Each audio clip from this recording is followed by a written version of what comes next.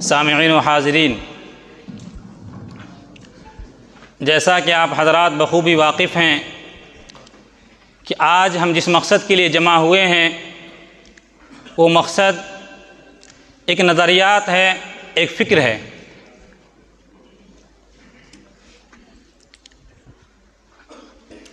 آج ہمارے جمع ہونے کا مقصد یہ ہے کہ ہم یہ سمجھیں کہ مدارس اسلامیہ میں جو نصاب پڑھایا جاتا ہے وہ نصاب ہمارے لیے کتنا مفید ہے اور اس کے ذریعے ہم اپنے مستقبل میں کس قدر کامیاب ہو سکتے ہیں۔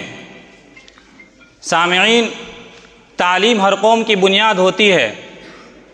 قوموں کی ترقی، تہذیبوں کی ترقی تعلیم پر منحصر ہے، یہ بات حقیقت ہے۔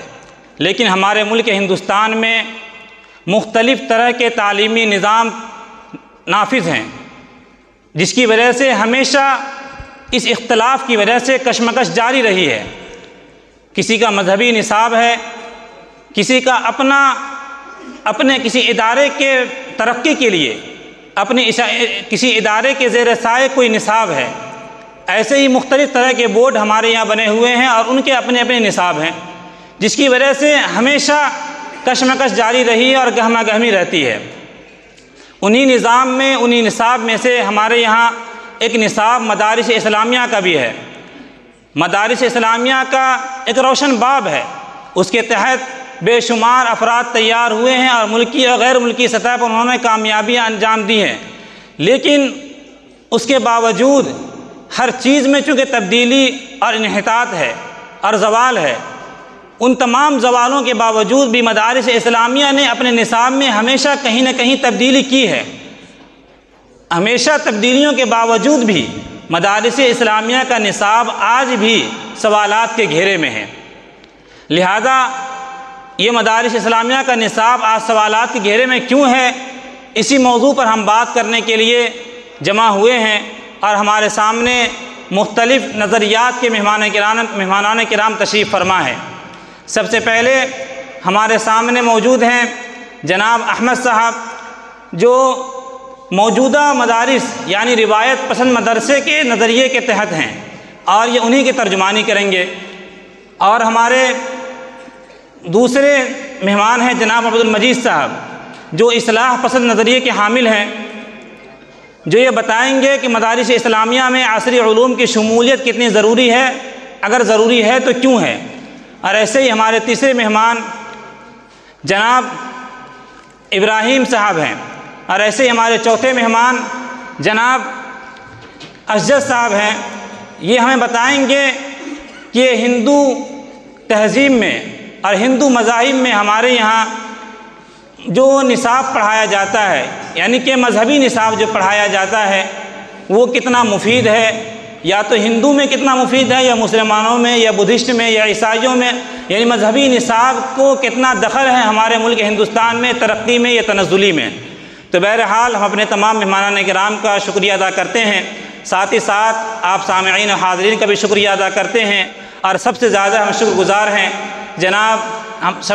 گزار ہیں ہم اپنے محتمم صاحب کا اور ایسے ہی تمام اساتذہ کرام کا کہ انہوں نے اپنا قیمتی وقت نکالا ہے اور ہمارے ٹی وی ڈیبیٹ میں تشریف لائے ہیں۔ تو چلیے ہم اپنے پروگرام کو شروع کرتے ہیں۔ سب سے پہلے ہم سوال پوچھنا چاہتے ہیں اور نظریہ معلوم کرنا چاہتے ہیں جناب احمد صاحب کا، کہ آپ جو مدارس اسلامیہ میں نصاب پڑھاتے ہیں، جو روایت پسند نظریے کے حامل ہیں، تو یہ جو روایت پسند نظریہ ہے اور روایت پسند نصاب ہے آپ کا، یہ کتنا مفید ہے، کتنا مضر ہے، یہ اپنا نظریہ پیش فرمائیں گے۔ سر، سب سے پہلے تو میں آپ کا شکر گزار ہوں کہ آپ نے مجھے اس ٹی وی ڈیبیٹ میں بولنے کا موقع دیا۔ جہاں تک ہمارے نظریے کی بات ہے تو سر، جو یہ ہمارے مدارس اسلامیہ میں جو موجودہ نصاب رائج ہے اس کو تبدیل کرنے کی کوئی ضرورت نہیں ہے۔ ہمارے مدارس میں جو موجودہ نصاب شامل درس ہے، قرآن و حدیث کو سمجھنے کے لیے اس کو پڑھانا بہت ضروری ہے۔ آج دیکھ لیجئے، انگریزی زبان کو سمجھنے کے لیے گرامر کی ضرورت پڑتی ہے، اسی طرح قرآن و حدیث کو سمجھنے کے لیے بھی بہت سی علوم کی ضرورت پڑتی ہے، جیسا کہ اس کی زبان کو سمجھنے کے لیے نحو صرف کی ضرورت پڑتی ہے۔ اسی طرح اسلام پر جو فکری اعتراض जवाबात देने के लिए और उनको हल करने के लिए हमें इल्म कलाम और मंतिक व फलसफा पढ़ाना पड़ता है। इसी तरह कुरान करीम का जो उसलूब है, उसका जो मनहज है, उसको समझने के लिए हमें फसाहत और बलागत पढ़ानी पड़ती है। लिहाजा हमारे मदारिस में जो निसाब पढ़ाया जाता है, जो उलूम पढ़ाए जाते हैं, उनमें से कोई एक इल्म भी बेकार और ज़ाया नहीं है, बल्कि वो मुफीद है। लिहाजा हमारा मानना ये है कि इसमें हमारे निसाब में तब्दीली की कोई ज़रूरत नहीं है। जैसा कि जनाब अहमद साहब ने अपना नज़रिया पेश फरमाया, आप हजरात ने समाअत किया, ये कहना चाहते हैं कि हम जो कुरान और हदीस पढ़ाते हैं उसमें जो अहम निसाब है, जो अहम मुफीद इल्म है, मंतिक़ व फ़लसफ़ा हो या कि नहव व सर्फ़ हो, वो तमाम उनके लिए ज़रूरी हैं कुरान और हदीस को समझने के लिए, इसी वजह से वो पढ़ाते हैं। लेकिन सर, हम आपसे एक सवाल करना चाहते हैं कि हमारे यहाँ ही एक गिरोह है, उनका ये कहना है कि आपका ये निसाब तकरीबन 250 साल पुराना है। ये निसाब ज़माने के साथ हम आहंग नहीं है, क्योंकि इसमें दुनियावी लिहाज से कोई भी कुछ भी पढ़ाया नहीं जाता है, जिसकी वजह से इनके मदरसे के पढ़े हुए लोग ज़माने के साथ कदम से कदम मिलाकर नहीं चल पाते हैं, और ना तो ये इंटरनेट से, ना ही कंप्यूटर के इल्म से वाकिफ़ होते हैं, जिसकी वजह से बहुत दफ़ा ऐसा देखा गया है कि रेलवे टिकट बुक करने का भी सलीक़ा इनको नहीं आता है। तो ऐसा क्यों है कि इतनी मेहनत के बावजूद भी आपके तलबा ज़वाल पजीर हो रहे हैं? जी सर, आपका जो ये एतराज़ है ये सिर्फ और सिर्फ गलतफहमी पर मबनी है, क्योंकि जो हमारे मदारिस में निसाब पढ़ाया जाता है वो 250 साल पुराना नहीं है, बल्कि हालात के एतबार से हर ज़माने में उसकी जुज़वी तरमीम होती रही है। जैसा कि आप देख लीजिए कि सबसे पहले अरबी अदब की जो कदीम और मुतबर किताबें हैं, मसलन नफ़तुल यमन वगैरह, वो हमारे यहाँ निसाब में दाखिल थी, लेकिन अब ज़माने के एतबार से हमारे ज़िम्मेदारान मदरसा ने उसमें दीगर नई तरह की किताबें शामिल की हैं, जैसा कि मंसूरात वगैरह। इसी तरह जो मसाले तफासिर में पहले दूसरे दर्जे की किताबें पढ़ाई जाती थी, लेकिन अब मौजूदा हालात को देखते हुए नए दर्ज और जो तफसीर का नया तरीका है वो हमारे मदारिस में शामिल किया गया है। जैसा कि निचली जमातों में कुरान करीम का तर्जुमे का सिलसिला शुरू किया गया है। और सर, जो आपने सवाल किया है कि जो हमारे मदारिस के फुज़ला होते हैं वो कंप्यूटर, लैपटॉप और इंटरनेट की दुनिया से बिल्कुल नागलत होते हैं, तो सर ये तो ऐसी चीजें हैं कि इंसान पूरी जिंदगी में कभी भी सीख सकता है, ऐसी चीजें हैं। सर, आपने ये बताया है कि आपके यहाँ हर चीज़ है और निसाब पढ़ाया भी जाता है, लेकिन उसके बावजूद कई तरह के सवालात आप पर आते हैं कि आपके यहाँ इंटरनेट की पढ़ाई हो या कि कंप्यूटर की पढ़ाई हो या दूसरी तरह की तालीम हो, वो तमाम तालीम बाद में दी जाती हैं, या कि आपने फरमाया कि हम अपने निसाब में तब्दीली भी करते रहे हैं, लेकिन तब्दीली भी ऐसी कर रहे हैं कि बार बार उसी किताब को किसी दूसरी शक्ल में ला रहे हैं। कोई ऐसी तब्दीली नहीं है कि असली तालीम भी आपके निसाब में शामिल हो। लेकिन बहरहाल इस पर मुख्तलिफ तरह के सवालात हैं। उस सवालात से पहले हम अपने एक दूसरे मेहमान जनाब इब्राहिम साहब के पास जाना चाहते हैं, जो एक इस्लाह पसंद नज़रिया रखते हैं। ये चाहते हैं कि मदारिस इस्लामिया का जो निसाब है, मुरव्वजा निसाब जो चल रहा है अभी, रिवायत पसंद नज़रिया, इसमें कहीं ना कहीं असरी उलूम की शमूलियत ज़रूरी है। तो लिहाजा हम इब्राहिम साहब से पूछना चाहते हैं कि आप अपने इस निसाब के बारे में क्या कहना चाहते हैं? सबसे पहले तो मैं आपका शुक्रिया अदा करना चाहूँगा कि आपने इस खूबसूरत से प्रोग्राम में मुझे भी मदऊ किया। बहरहाल इसमें कोई शुबा नहीं कि किसी कौम की तरक्की उस वक्त तक नहीं हो सकती है जब तक उसके अंदर सही तालीम ना हो। सही तालीम से गर्ज ये है कि तरीके तालीम मुहस्सिन हो, जरिए तालीम इसकी हो, असातिज़ा का इंतखाब दुरुस्त हो और असातिज़ा काबिल भी, क्योंकि अगर असातिज़ा काबिल नहीं होंगे तो काबिलियत का दरवाज़ा नहीं खुल सकता और नताइज भी मुतवक्किल नहीं निकल सकते। बहरहाल और ये तमाम चीज़ें हों और निसाब दुरुस्त ना हो तो ज़हन का साँचा दुरुस्त हो ही नहीं सकता। और जहाँ तक की बात है निसाब में तब्दीली के क़ज़िये से, इससे कौन इनकार कर सकता है? अगर यूँ कहा जाए कि निसाब में तब्दीली की दलील सबसे बड़ी यह है कि दरसे निज़ामी की तदबीर सबसे बड़ी दलील है निसाब में तब्दीली, क्योंकि बहरहाल ये निसाब जो मुरव्वजा यानी दरसे निज़ामी है ये करने हुए से तो है नहीं, ये तो वक्त के तकाज़ों के तहत बनाया गया था। जब से आगाज़ में तब्दीली मुमकिन है तो आज भी मुमकिन है, इसमें क्या मसला है? سر تبدیلی کو لے کر کے آپ اتنے زیادہ مضر ہیں اور چاہتے ہیں کہ اتنا زیادہ آپ مدعا اٹھا رہے ہیں، ایسا لگتا ہے کہ آپ قرآن و حدیث میں بھی تبدیلی کر دیں گے۔ آپ اس کے بارے میں کیا کہنا چاہتے ہیں؟ اگر یہ کہا جائے کہ آپ کا یہ جو نظریہ ہے غلط فہمی پر مبنی ہے تو اس میں کوئی شبہ نہیں ہوگا۔ قرآن و حدیث اس پر کون ہوئے گا جو بدلنے پر قادر ہوئے گا اور کہہ سکے گا؟ اس پہ نہ کوئی قادر ہے اور نہ بات ہوتی ہے۔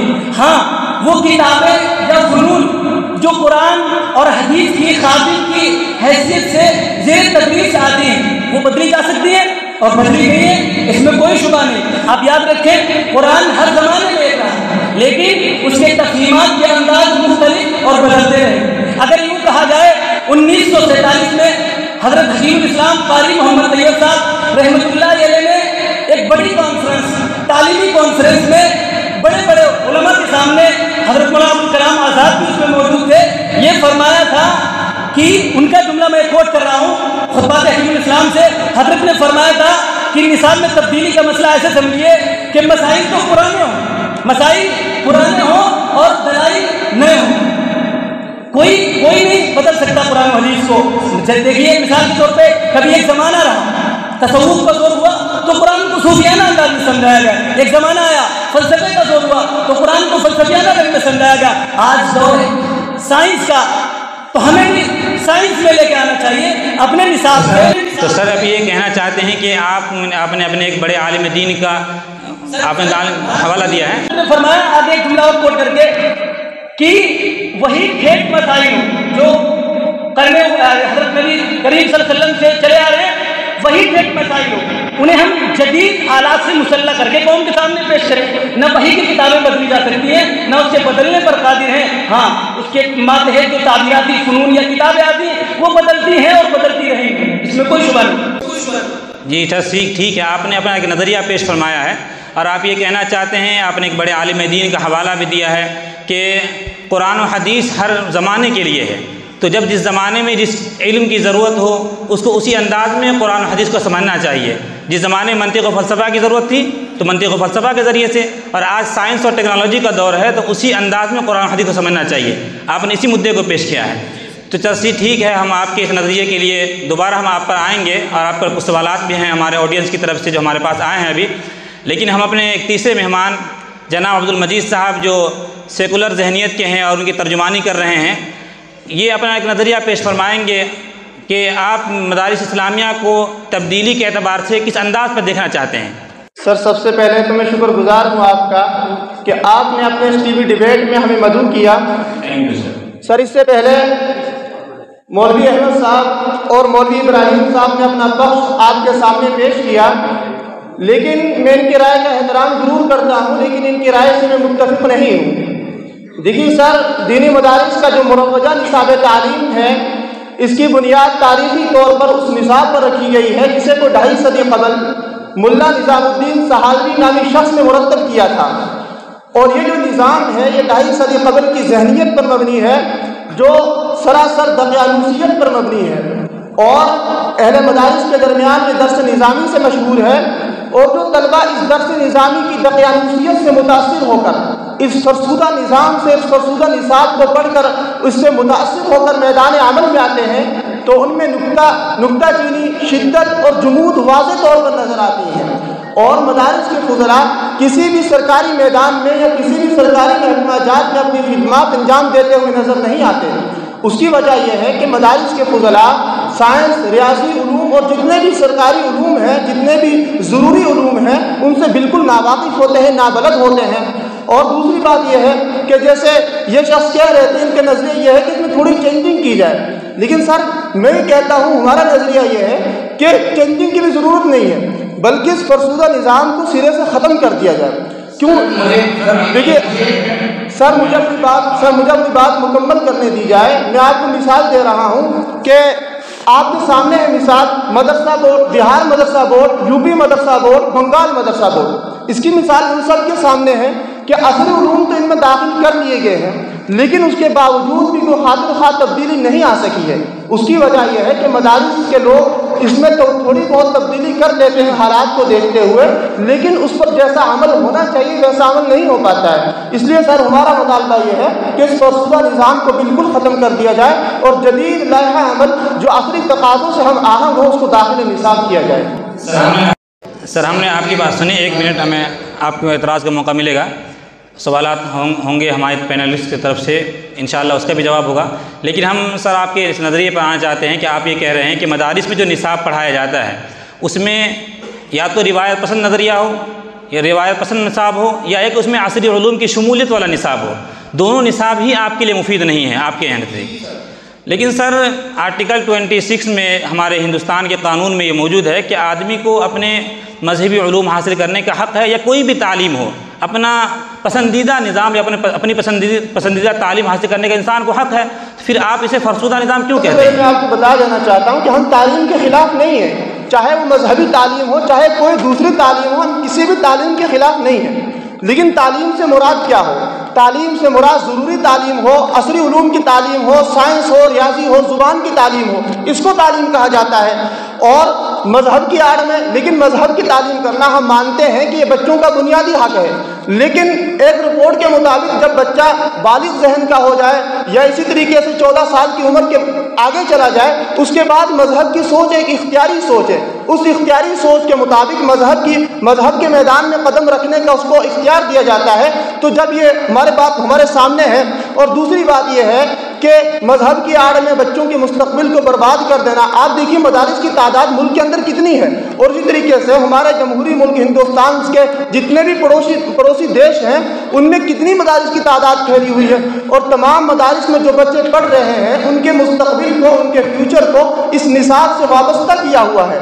تو اور آپ دیکھیے کرسچن مذہب میں، یہودی مذہب میں کہ چند لوگوں کو مذہب کی تعلیم دی جاتی ہے، ان کو سرکار کی سرپرستی حاصل ہوتی ہے، سرکار ان کو مانیتا دیتی ہے، پھر وہ جا کر مذہب کی ترویج اور مذہب کی اشاعت کرتے ہیں، لیکن آپ کے ہاں ایسا نظام نہیں ہے۔ اور یہ جو بات آپ مدارس میں تو سر یہ میں نے آپ کی بات سنی، تھوڑا مختصر انداز میں بات پیش کریں، ہمارے یہاں بہت سارے مہمانان کرام موجود ہیں جو اپنی بات پیش کریں گے۔ سر آپ نے اپنی ان باتوں میں یہ کہا، جیسا کہ میں سمجھا ہوں آپ کی باتوں سے، کہ جو یہودی اور عیسائی دوسرے مذاہب کے لوگ ہیں انہوں نے اپنے مذہبی تعلیم کے لیے چند افراد متعین کر دیا ہے، جس کے تحت وہ اپنے مذہبی رہنما تیار کرتے ہیں اور اسے اپنے مذہبی جگہوں پہ بھیجتے ہیں۔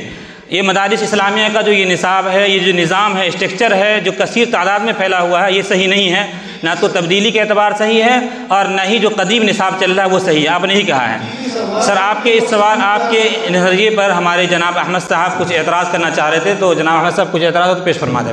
جناب عبدالمجید صاحب پر میرا یہ اعتراض ہے کہ انہوں نے ابھی یہ کہا ہے کہ جو فضلائے مدارس ہوتے ہیں وہ سرکاری محکموں میں کام کرتے نظر نہیں آتے ہیں۔ سر میں ان کی بات سے بالکل متفق نہیں ہوں، اس لیے کہ میرے پاس بہت سی رپورٹ موجود ہے جو یہ واضح کرتی ہے کہ فضلائے مدارس سرکاری محکموں میں بھی کام کرتے ہیں، اور بہت جگہ انہوں نے UPSC اور نیٹ وغیرہ کے امتحانات میں بھی اعلیٰ نمبرات سے کامیابی حاصل کی ہے۔ جیسا کہ میرے پاس ایک رپورٹ موجود ہے کہ 2014 سے لے کر اب تک 20 مدرسوں کے اسٹوڈنٹ نے جو UPSC کے امتحانات میں اعلیٰ نمبرات سے کامیابی حاصل کی ہے، اور ان میں زیادہ تر طلباء وہ تھے جن کا مضمون اردو تھا۔ اسی طرح ہمارے پاس ایک اور رپورٹ موجود ہے کہ 2021 کے امتحانات میں، نیٹ کے امتحانات میں 4 طالب علموں نے اعلیٰ نمبرات سے کامیابی حاصل کی، اور وہ چاروں کے چاروں مدرسہ بیک گراؤنڈ سے تھے۔ اس سے معلوم ہوتا ہے کہ جو ہمارے مدارس کے فضلاء ہے وہ بھی سرکاری محکموں میں کام کرتے ہیں اور دیگر تعلیم میں اعلیٰ نمبرات حاصل کرتے ہیں۔ جناب احمد صاحب نے اپنا ایک اعتراض پیش کیا، وہ یہ کہنا چاہتے ہیں عبدالمجید صاحب کے اوپر، نظام پر، کہ ہمارے یہاں سے بھی جو بچے فارغ ہوتے ہیں وہ بھی کامیاب ہیں، اور UPSC کا ہو یا نیٹ کا ہو یا JEE کا ہو یا دوسرے اگزامات جو بڑے بڑے امتحانات ہوتے ہیں ہندوستان میں، وہ کامیابی حاصل کرتے ہیں اعلیٰ نمبرات سے، جبکہ ان کا سبجیکٹ اردو ہوتا ہے یا عربی ہوتا ہے یا کوئی دوسرے بھی سبجیکٹ میں وہ کامیابی حاصل کرتے ہیں۔ تو بہرحال ہم ان کی باتوں پر آئیں گے دوبارہ، لیکن ہمارے چوتھے مہمان جناب اشجد صاحب بیٹھے ہوئے ہیں، یہ ایک ہندو گرو ہیں، ان کی ترجمانی کر رہے ہیں۔ ہم ان کو اپنے پاس اس لیے بلائے ہیں تاکہ ہم یہ سمجھ سکیں کہ جو ہمارے یہاں جو مذہب کا نظام ہے، یا تو ہندو کی ہاں ہی گرچہ صحیح ہو، لیکن اس مذہب کے نظام میں جو تعلیم دی جاتی ہے وہ تعلیم ہمارے لیے کتنا مفید ہے یا مضر ہے، وہ یہ بتائیں گے ہمیں۔ تو سر جناب اشجع صاحب یہ بتائیں کہ آپ جو مذہبی تعلیم دیتے ہیں اس پر آپ کا کیا نظریہ ہے؟ سر آپ کا بہت بہت دھنیہ واد کہ آپ نے مجھے اس ڈبیٹ میں آمنترت کیا اور ہندو دھرم میں شکشا کا سدھانت کیا ہے اس کو جنتا کے سامنے رکھنے کا ایک شبھ اوسر دیا۔ سر ہم لوگ دھرم کو مانتے ہیں اور دھارمک شکشا کو اوشیہ سمجھتے ہیں، اس لیے ہم اپنے لوگوں کو مٹھوں میں، آشرم میں اور گروکل میں سماجک شکشا کے ساتھ ساتھ دھارمک شکشا بھی دیتے ہیں اور سنسکرت کی شکشا پر بہت دھیان دیتے ہیں، کیونکہ ہندو دھرم ادھکتر سنسکرت بھاشا میں اور ہماری تمام دھارمک پستکیں سنسکرت میں۔ آج بھی ہمارے مندروں میں جو گیت گائے جاتے ہیں اور ہنومان چالیسا کا پاٹھ کیا جاتا ہے وہ تمام کے تمام سنسکرت بھاشا میں، اور ہم سوامی وویکانند جی کے جیون کے انوسار شکشا دیتے ہیں، گویا کہ ہم دھارمک شکشا کے ورودھ میں نہیں۔ جیسا کہ سر آپ نے بتایا کہ آپ دھارمک شکشا کے ورودھ میں نہیں ہیں اور آپ سوامی وویکانند کے نظریات کے اعتبار سے آپ تعلیم دیتے ہیں، آپ مذہبی تعلیم کے خلاف نہیں ہیں اور اسے اچھا سمجھتے ہیں سر، لیکن اگر مذہبی تعلیم ہی کو فروغ دیا جائے اور ہر آدمی مذہب کے پیچھے لگے رہے تو اس مذہبی تعلیم سے ہمارے دیش کو کیا فائدہ ہوتا ہے؟ دیش ہت میں اس کا کیا ہوتا ہے؟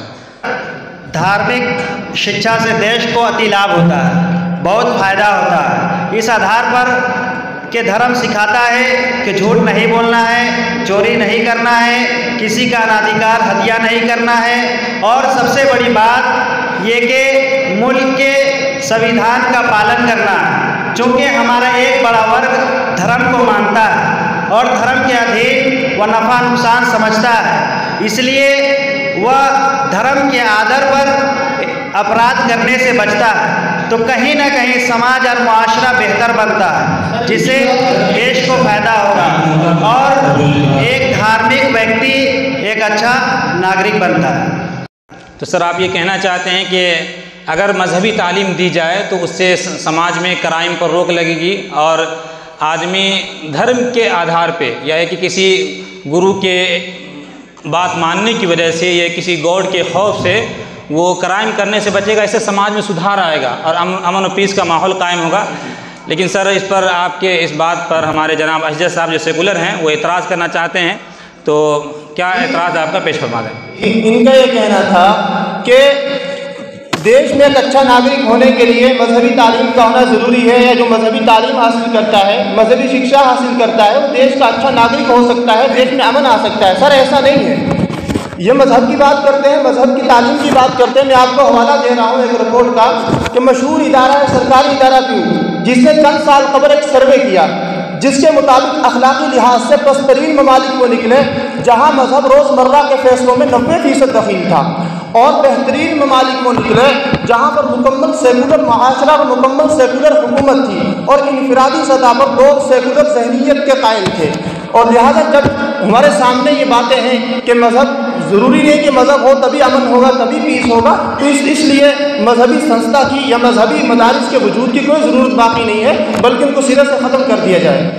آپ یہ کہنا چاہتے ہیں کہ مذہب کی تعلیم سے کرائم کا کہیں نہ کہیں ربط ہے، یا اسی وجہ سے آپ نے ایک رپورٹ بھی پیش کیا اور کہنا چاہتے ہیں کہ جہاں مذہب زیادہ ہے وہاں پر حالات اچھے نہیں ہیں، اس کے مقابلے میں جہاں پر سیکولرزم ہے وہاں پر مذہب کے مقابلے میں امن و شانتی زیادہ ہے اور اچھائی زیادہ ہے۔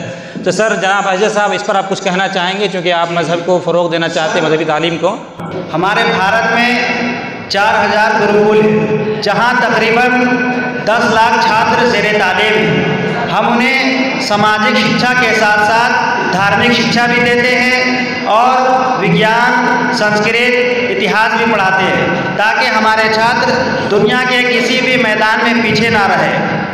ان کا اعتراض اس بات سے دور ہو جاتا ہے کیونکہ ہم صرف دھارمک شکشا نہیں دیتے، دھارمک شکشا کے ساتھ ساتھ سماجک شکشا دیتے ہیں۔ سر آپ نے یہ کہا کہ آپ دھارمک شکشا کے ساتھ ساتھ سماجک شکشا بھی دیتے ہیں جس سے آپ کے لوگ ہر میدان میں کام کرتے ہیں، عصری میدان میں بھی کام کرتے ہیں۔ تو سر جناب احمد صاحب ہم آپ سے پوچھنا چاہتے ہیں کہ چونکہ آپ مدرسے کے ہیں، آپ مدرسے کے لوگ ہیں، آپ اسی قدیم روایت پر چلتے ہیں، تو جب مذہبی تعلیم دیتے ہوئے ہندو قوم میں اور ہندو گرو جیسا کہہ رہے ہیں ان کے یہاں کوئی تکلیف نہیں کہ ساتھ ساتھ عصری علوم کی بھی شمولیت ہے اور اس کی وجہ سے وہ دونوں میدان میں کامیاب بھی ہو رہے ہیں. تو سر آپ کے یہاں کیوں نہیں ممکن ہے کہ مذہبی تعلیم کے ساتھ ساتھ عصری تعلیم بھی شامل کر لیں؟ جیسا کہ آپ نے اپنے پچھلے سوال میں بھی جواب میں کہا تھا کہ ہمارے یہاں لیپ ٹاپ، انٹرنیٹ، کمپیوٹر کی بھی تعلیم ہوتی ہے، لیکن آپ نے کہا تھا کہ بعد میں ہوتی ہے. تو آپ شامل کیوں نہیں کر لیتے؟ سر ان چیزوں کو مدارس کے نصاب میں شامل کرنا بالکل مناسب نہیں ہے، اس لیے کہ جو مدارس کے قیام ہے اس کا ایک پس منظر ہے. مدارس کے قیام کا مقصد علوم دینیہ کے ماہر پیدا کرنا ہے. اگر ہم ان تمام چیزوں کو بھی مدارس کے نصاب میں شامل کر دیں گے تو ہمارا مقصد فوت ہو جائے گا. کثرت مضامین کی وجہ سے جو ہمارے طلبہ ہیں ان کی توجہات منتشر ہو جائے گی اور جو ہمارے مدارس کے قیام کا مقصد ہے وہ بالکل فوت ہو جائے گا. اس لیے ہم مناسب نہیں سمجھتے ہیں کہ ہمارے مدارس کے نصاب میں عصری تعلیم بھی شامل ہو. تو آپ کہنا چاہتے ہیں کہ کثرت مضامین کی وجہ سے ہمارے یہاں کے فضلاء کمزور ہو جائیں گے اور اچھے ماہرین پیدا نہیں ہوں گے. تو سر آپ یہ کہنا چاہتے ہیں اس کا مقصد یہ ہے کہ آپ پہلے 10-15 سال مدرسے میں اس کی زندگی خراب کریں، اس کے بعد پھر 10-15 سال مدرسے کے باہر اس کو عصری علوم سکھائیں تاکہ وہ دونوں طرح کے علوم سے ہم آہنگ ہو سکے. تو آپ نے زندگی کا ایک بڑا حصہ تو تعلیم حاصل کرنے میں ہی صرف کر دیا. جب آپ زندگی کا بڑا حصہ تعلیم حاصل کرنے میں ہی لگائیں گے تو پھر دیش اور دنیا کے لیے کیا کام کریں گے؟ نہیں سر، ایسا بالکل نہیں ہے، بلکہ ہمارے جو طلباء مدارس میں پڑھتے ہیں اگر وہ اپنی دینی تعلیم مکمل کرنے کے بعد عصری تعلیم حاصل کرنا چاہتے ہیں تو اس کے ہمارے پاس بہت سے آفر ہیں.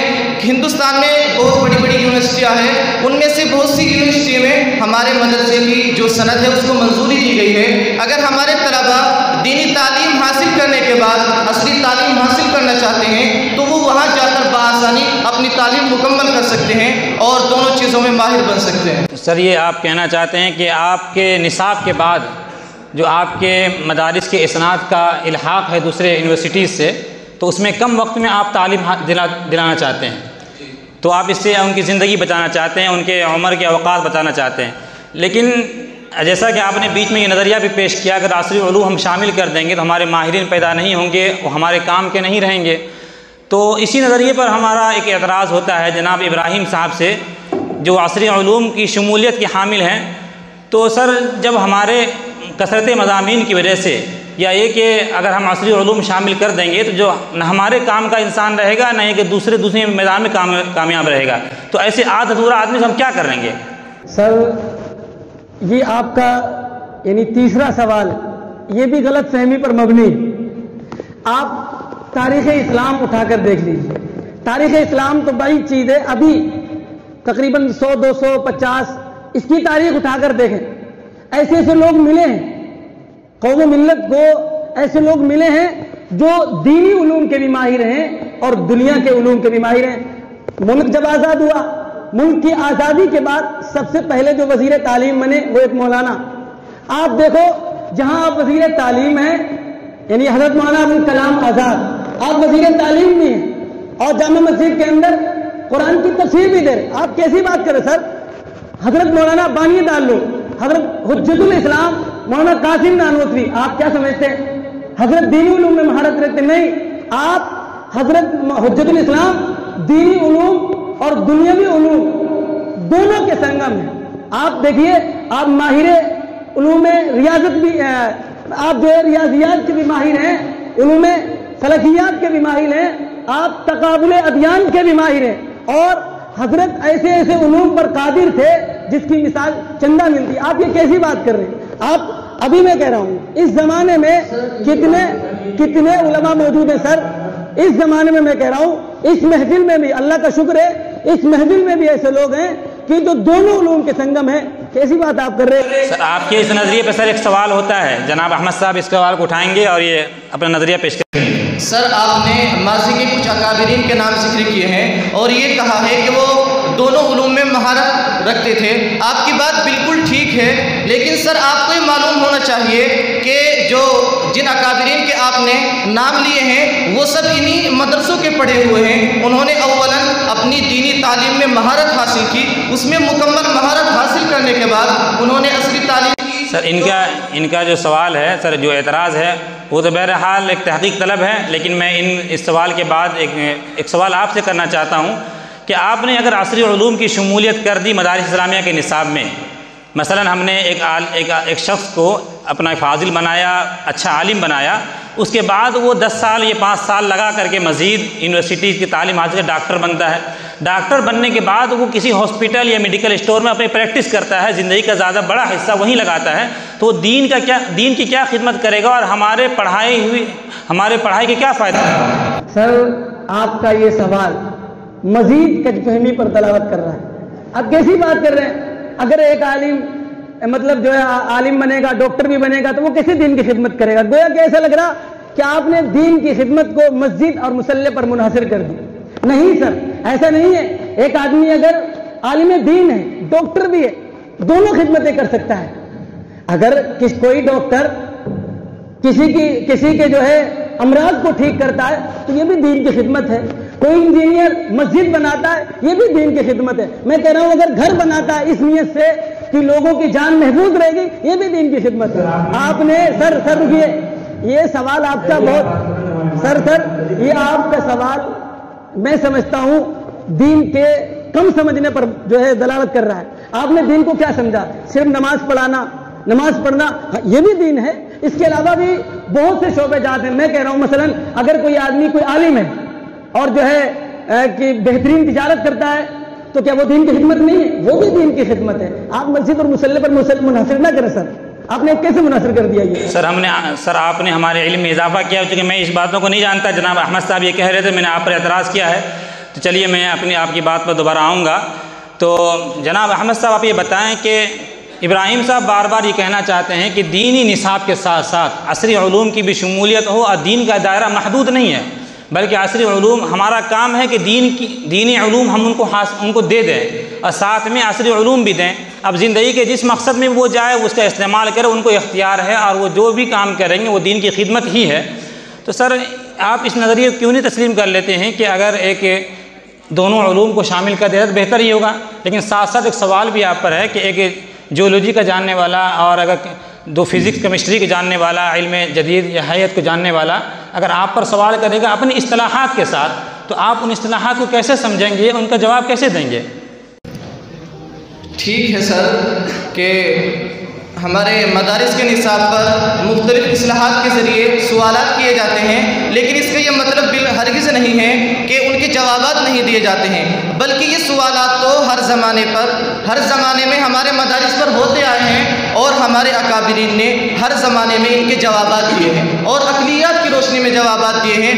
جیسا کہ آپ حضرت تھانوی علیہ الرحمہ کی کتابوں کو دیکھ لیجئے کہ انہوں نے اسلام عقل کی روشنی میں، اسی طرح اشرف الجواب وغیرہ میں عقلیات کی روشنی میں ان تمام چیزوں کے جوابات دیے ہیں۔ اسی طرح حضرت تھانوی علیہ الرحمہ نے، حضرت قاسم نانوتوی علیہ الرحمہ نے تصفیۃ العقائد میں عقلیات کی روشنی میں جوابات دیے ہیں، اور جو ہمارے علماء دیوبند کی تفاسیر ہے اور ان کے حواشی ہے، ان میں ان شکوک و شبہات کے متعلق ایک بہت بڑا مواد موجود ہے۔ اگر ہم انہیں دیکھیں اور پڑھیں تو یہ جو جدید شبہات ہے وہ تمام بالکل بآسانی حاصل ہو سکتے ہیں۔ سر یہ آپ کہہ رہے ہیں کہ آپ نے جوابات دیے ہیں ہر زمانے میں، لیکن سر چونکہ اصطلاحات الگ الگ ہیں، آپ ممکن الوجود سے بات کرتے ہیں، وہ سائنس کی دوسری اصطلاحات کے ساتھ بات کریں گے، تو کچھ نہ کچھ تو فرق پیدا ہوتا ہی ہے، اور اس سے پریشانی تو ہوتی ہی ہے کہ آدمی پہلے اصطلاح کو سمجھے، اس کے بعد اس کا جواب دے، تو 2 منٹ کی جگہ 5 منٹ صرف ہوتا ہے۔